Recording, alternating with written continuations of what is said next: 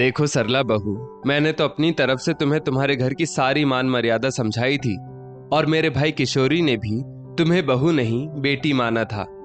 हाँ, तुमने बहुत हद तक उस मर्यादा को निभाया भी। कस्तूरी देवी अपने भतीजे की पत्नी सरला से कहती हैं। सरला बोली, क्या बात है बुआ जी, आज इतने सालों बाद आप मुझे ये सब बातें याद दिला रही हैं। क्या मुझसे कोई चूक हो गई? कस्तूरी देवी बोली, नहीं, ऐसी कोई बात नहीं है, पर मैं जानती हूं तुम्हें उस वक्त मेरे बताए गए नियम पसंद नहीं थे, लेकिन मैं भी क्या करती, तुम्हारी सास तो थी नहीं, इसीलिए मैं अपना फर्ज समझकर तुम्हें मर्यादा में रहना सिखा रही थी।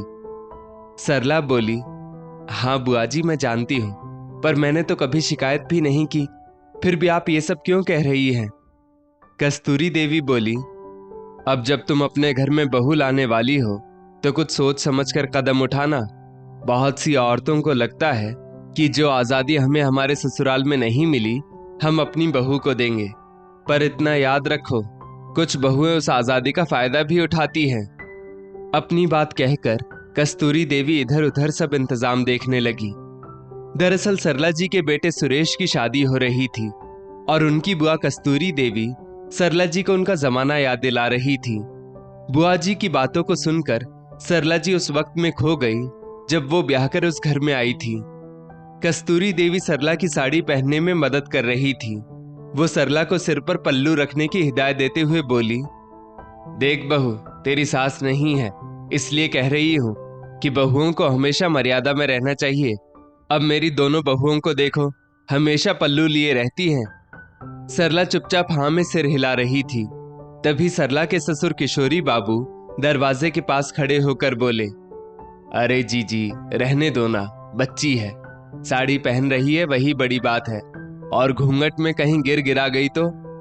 कस्तूरी देवी बोली, अरे बहुएं तो घूंघट में ही अच्छी लगती हैं, इससे मान मर्यादा बनी रहती है, तुम नहीं समझोगे।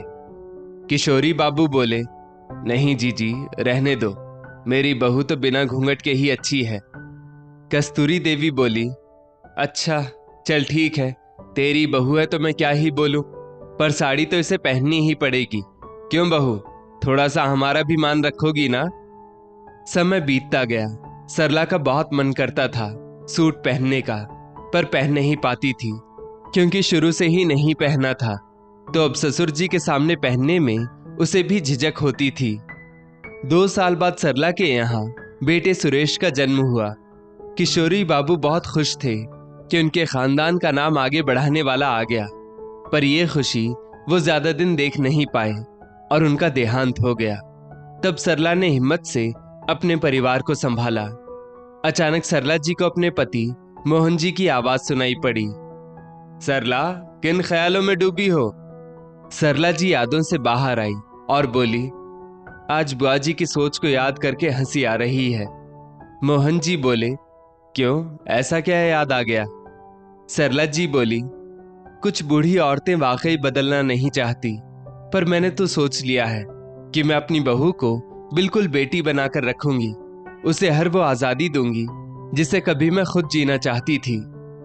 खैर, सरला जी की बहू कावेरी ब्याह कर आ गई। सरला जी उसे उसके कमरे में छोड़ने गई और एक सूट उसके हाथ में देकर बोली, बहू, ये आरामदायक है तो तुम यही पहनना। कावेरी ने हैरानी से उनकी तरफ देखा तो वो बोली, फिक्र मत करो, कोई कुछ कहेगा तो मैं हूं ना, जवाब दे दूंगी। अब से तुम्हारा घर है तो यहाँ तुम्हें जो आरामदायक लगे वो पहनो, तुम बहू नहीं मेरी बेटी ही हो। अगले दिन कावेरी सूट पहनकर कमरे से बाहर आ गई। ये देखकर कस्तूरी देवी नाराज हो गई और दूसरे दिन ही वो अपने बेटे बहू के साथ वापस जाने लगी। सरला जी ने उन्हें समझाने की कोशिश की तो कस्तूरी देवी बोली, बहू, जितना तूने मेरी बात का मान रखा था, कम से कम उतनी ही मर्यादा तुम अपनी बहू से भी रखने को कहती तो अच्छा होता। ऐसा ना हो कि बाद में तुम्हें पछतावा हो। सरला जी बोली, बुआ जी, आपके कहने पर मैंने अपना मन तो मारा था ना, भला मैं अपनी बहू को मन कैसे मारने दूं? मुझे पुराने जमाने की सास नहीं बल्कि आज के जमाने की आदर्श सास बनना है। कस्तूरी देवी बोली, अब बोलने को बचा ही क्या है, तो अब तुम जानो और तुम्हारी बहू जाने। इतना कहकर वो अपने बेटे बहू के साथ वापस चली गई। 15 दिन बाद एक रोज सरला जी और मोहन जी एक साथ नाश्ता कर रहे थे। तभी कावेरी शॉर्ट स्कर्ट और स्लीवलेस टॉप में बाहर आई। उसे ऐसे कपड़ों में देख मोहन जी ने अपनी नजरें दूसरी तरफ कर ली। सरला जी बोली, क्या हुआ जी? मोहन बाबू ने इशारे में बताया तो सरला जी बोली, कावेरी, तुमने ये किस तरह के कपड़े पहने हैं? कम से कम इतना तो देखती कि तुम्हारे ससुर जी घर पर है, और तो और ये कपड़े पहनकर तुम बाहर जा रही हो। कावेरी बोली, क्यों, इन कपड़ों में क्या बुराई है मम्मी जी? वैसे आपने ही तो कहा था कि मैं अपनी पसंद के कपड़े पहन सकती हूँ, तो अब क्यों टोक रही है? और मुझे तो ऐसे कपड़े बहुत पसंद हैं।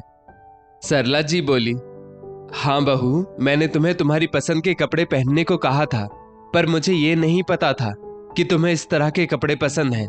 अब तुम इस घर की बहू हो तो कम से कम हमारे परिवार की मर्यादा के हिसाब से कपड़े पहनो। हमारे घर में इस तरह के कपड़े कोई नहीं पहनता, और लोग तुम्हें इस तरह के कपड़ों में देखेंगे तो क्या कहेंगे?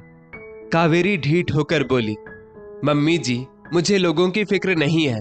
या तो आप मुझे पहले ही अपनी पसंद के कपड़े पहनने की इजाजत नहीं देती, पर अब मैं पहनने लग गई हूं, तो जिसे शर्म आ रही है वो अपनी आंखें बंद कर ले। इतना कहकर वो घर से बाहर निकल गई। मोहन जी बोले, शायद बुआ जी इसी बात की चेतावनी दे रही थी। बहू को बेटी से बढ़कर छूट देकर कहीं तुमने गलती तो नहीं कर दी? सरला जी बोली, अरे मुझे क्या पता था कि ये इस तरह की हरकत करेगी। मैंने तो सोचा था कि मैं सूट पहनने को तरसती रही तो कम से कम मेरी बहू तो ना तरसे, लेकिन ये तो मेरी दी हुई सुविधा का गलत फायदा उठा रही है। मोहन जी बोले, भाग्यवान, दुनिया में सब लोग एक जैसे नहीं होते।